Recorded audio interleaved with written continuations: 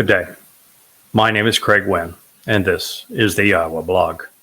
Today is January 2nd, 2025. I'd like to speak to you about the greatest threat to the survival of our planet and human existence. It is, and I will use a pet term, the zombie apocalypse.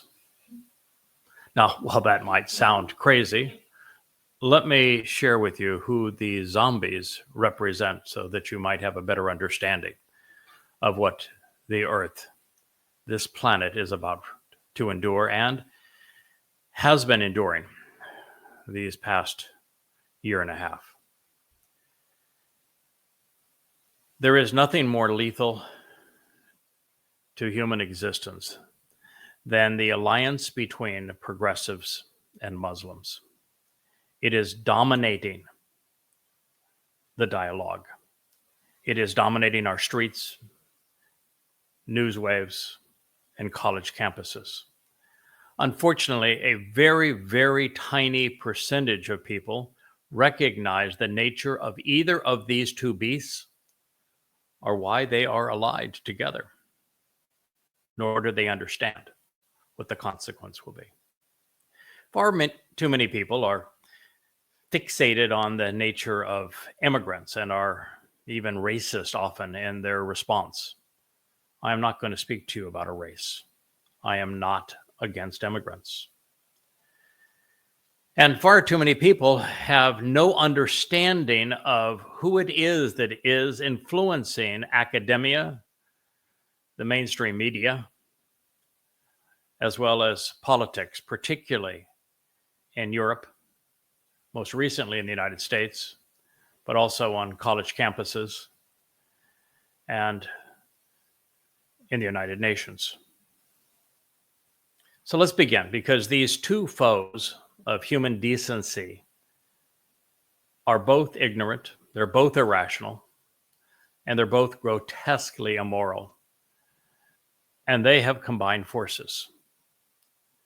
First, on Islam.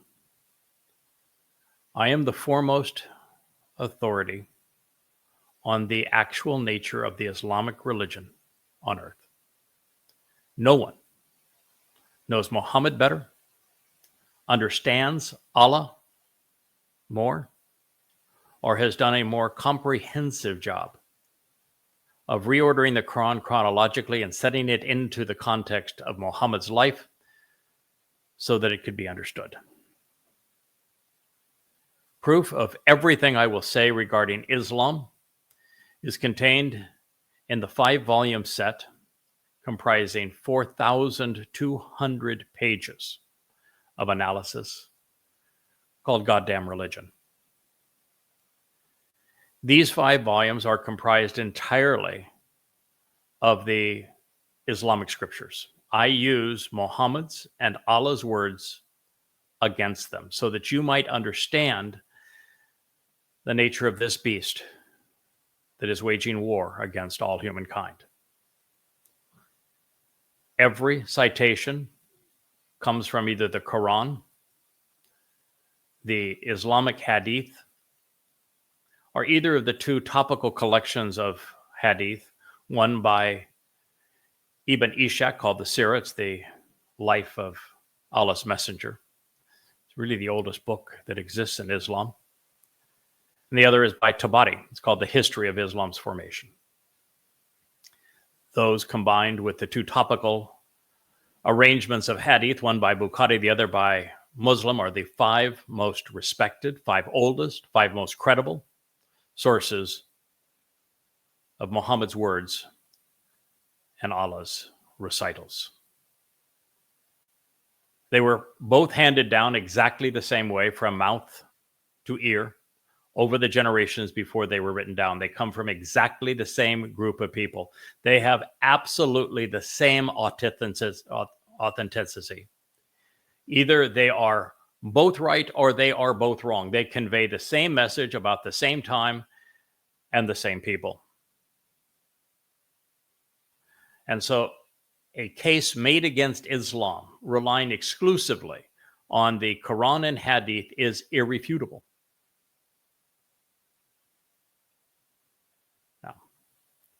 That said, I will turn to my recap of Islam up to the point that Muslims pledged to wage war on all mankind in a moment. Because now I want to turn my attention to who are progressives and why are they in league with Muslims. Progressive is the new term for those who are exceedingly liberal. Most are socialists. Those who are not socialists are Marxists, some even communists. They're the most liberal influence on our society. Recent studies on academia show that there's a higher concentration of extreme liberals, therefore progressives, in colleges than any place else on earth. There is also a high concentration of them in the mainstream media and in the United Nations. Government positions are held by a whopping percentage by progressives. They have enormous influence. I am apolitical, which means I don't favor either political party in the United States or any particular political party in Europe or around the world. I disdain politics. I know the beast well. I've entertained many of the leading politicians in America in my home. I know them personally. I've been to their homes. And I despise them all. There is no such thing as a worthy leader. They're all egomaniacs. Now, that said, progressives have become far more powerful and influential than conservatives. Yes, I know that Donald Trump won the last election, but he only won the last election because progressives were so belligerent. They whined so incessantly in the news media. They tried so hard to demonize Trump and anyone who sided with him that 20% majority or 20% minority that is between the right-wing Republicans and the left-wing Democrats, they're the ones who decide elections, and they overwhelmingly voted against the progressives because they were so irritating. They'll resolve that. They will come with a different proposal next time. But these individuals, they have enormous influence. They have indoctrinated an entire generation of Americans and also Europeans who are no longer capable of using evidence and reason, because in this new progressive religion, and it has every element of a religion in the way that it is professed and the way that it is believed, the way that evidence and reason have no sway among the congregant of progressives, that this new religion has destroyed an entire generation of European and a Muslim and American minds such that they're incapable of thinking independently, such that they have forfeited the exercise of good judgment, so that evidence and reason don't matter to them anymore. All they know are the political platitudes. They're driven by hate when they say that they will not tolerate it. They're a living hypocrisy, because now they have aligned themselves with the religion that is most opposed to everything they claim to stand for, that treats women worse than animals, that gives them no rights, that makes them walk around in tents, that makes them second-class citizens who can be abused by their husbands. When a Muslim woman is raped, it is the woman who is punished, not the perpetrator. They've aligned with this. They've aligned with the religion that has mutilated the genitals of its children. They've aligned with the religion that promotes the slave trade and is responsible for 50 million enslaved persons, mostly women, as sex slaves worldwide. They've sided with the religion whose edicts keep them in the Stone Age, in the 7th century. They've sided with a religion that is predicated entirely on lies. They've predicated They've associated themselves and aligned themselves with a religion that condones pedophilia and rape and the abuse of women, terror, mass murder. Muhammad endorsed all of these things. Muhammad did all of these things. And yet progressives who claim to be moral, who claim to be righteous, who claim to be enlightened, have aligned themselves with this religion. Now, why do I make this claim? Because you look at the protests on college campuses. Look at the faces. Look at the protests in the streets of America and in Europe, where they're chanting genocide to Jews, where they're chanting on behalf of a fake people, Palestinians, on behalf of a nation and place that has never existed, Palestine, claiming that Palestine will be free from the river to the sea, which is the annihilation of all Jews. And the faces in those crowds are mostly progressives. They're actually a minority of Muslims. Oh, there are Muslims there, and they are terrifying. Yes, the purpose of those protests on college campuses, the purpose of those protests down the streets of Europe and America, the entire purpose of them is to terrorize others into submission. They want you afraid so you won't speak up, so you won't bother to know the truth, so you won't try to stop them in what they wish to accomplish,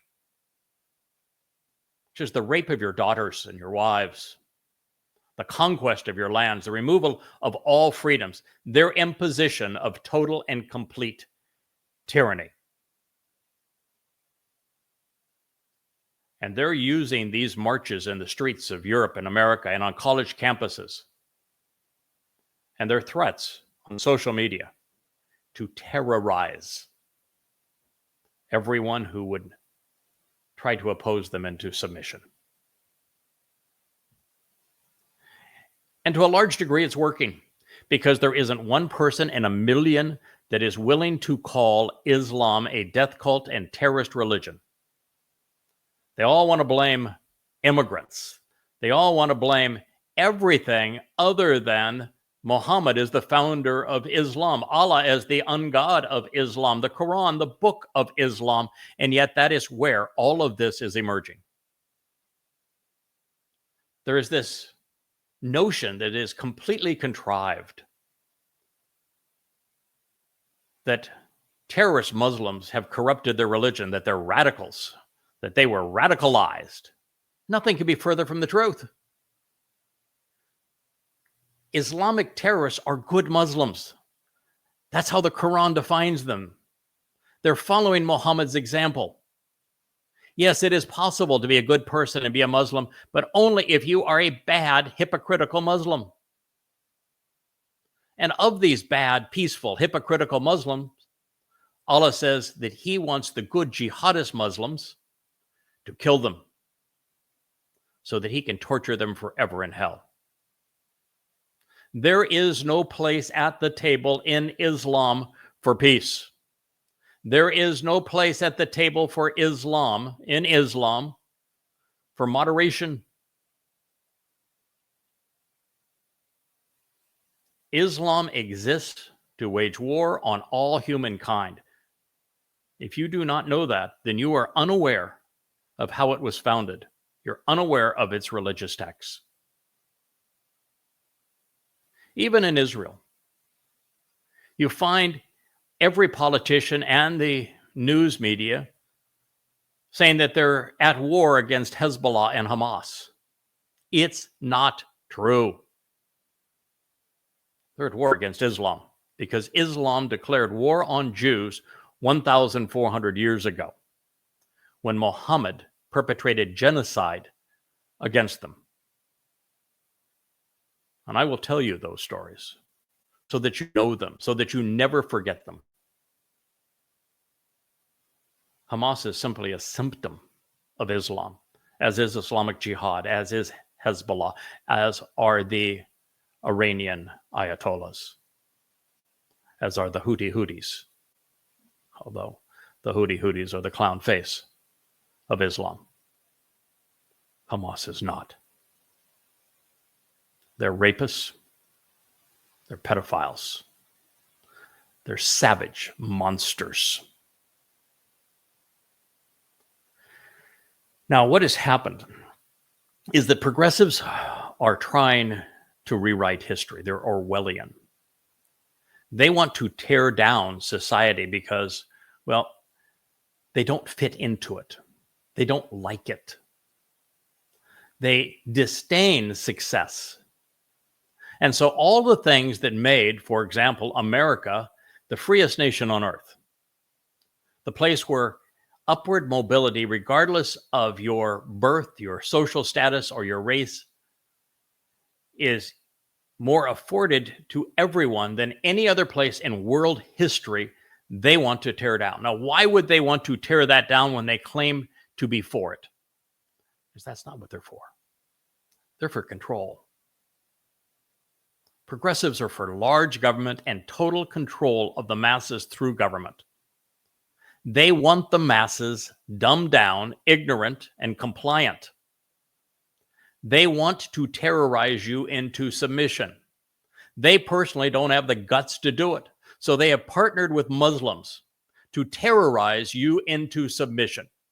And they are so full of themselves, they believe that when the Muslims have effectively torn down every aspect of civilization, so that there's essentially nothing left but a quivering mass of cowards, that they will somehow put the Muslims into a little corner. They're so full of themselves, they think that they can change anyone, transform anyone into their nature, get them to love them and comply with them. It's not going to work. They're in a death spiral, believing that they can control the tool they are using to compel the world into compliance. This is what we are witnessing.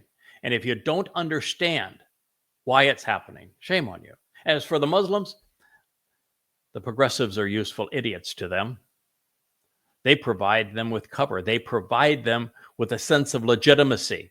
They change the narrative from that of annihilation of Jews and the death of humanity, the conquest of this ruthless dogma of Islam. They change the narrative from that, and they give it a veneer of righteousness, that they're somehow oppressed people, that they are a people and deserving of a homeland, and it's the Jews who are depriving them of that.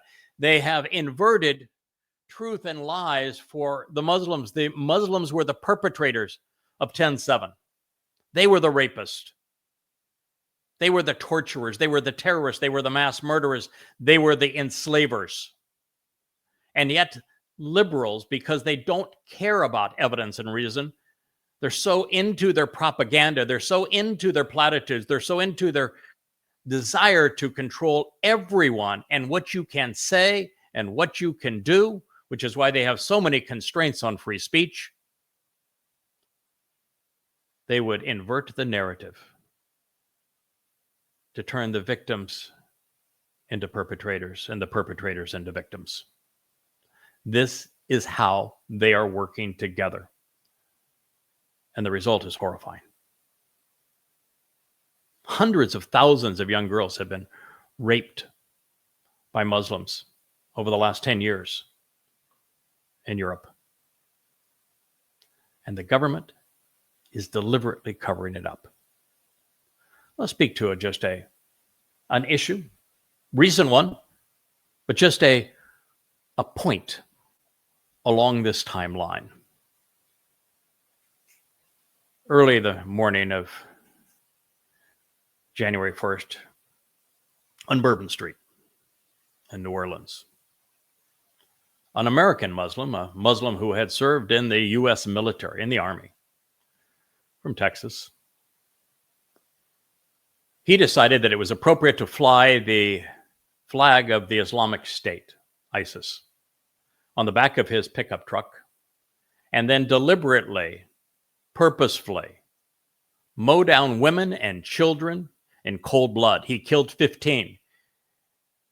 He injured 30. Now, when he did this, the authorities, the FBI and the Justice Department, all did everything they could to hide the truth. They deliberately lied to you. They said it was not a terrorist act.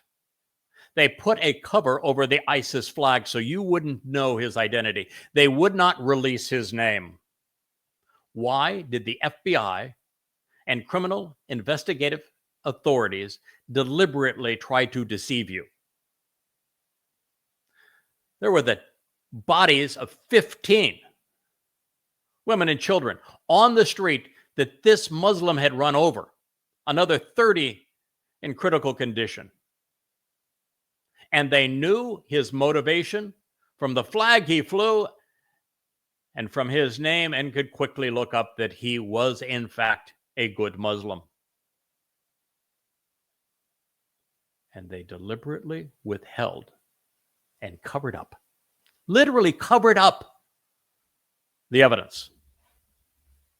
Why? Well, I've just explained it to you, haven't I? Here's the story. Police would not publicly identify the suspect, but it finally leaked that he was 42-year-old Shamsud Din Jabbar. Shamsud is based on the Arabic word sham.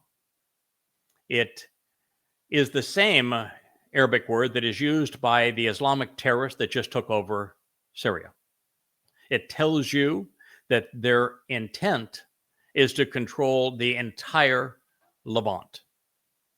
Lebanon, Jordan, Syria, and Israel.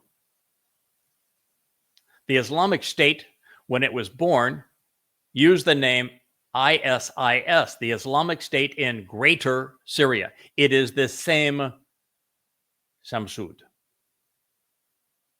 His name identified him with the same motivations of the Islamic State.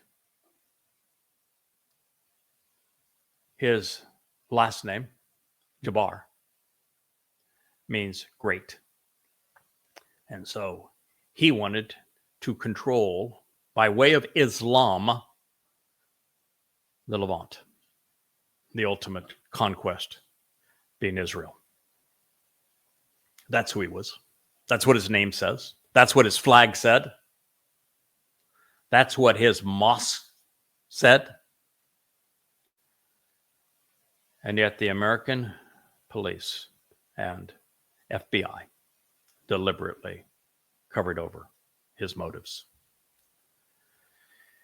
Yes, the motive was not only not disclosed by the FBI, they lied and said it was not a terrorist.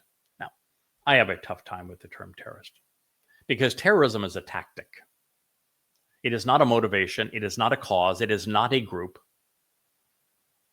And so when we use this term, what we're trying to do is to preclude the actual name of the institution, religion, or political mantra that is motivating the use of this tactic.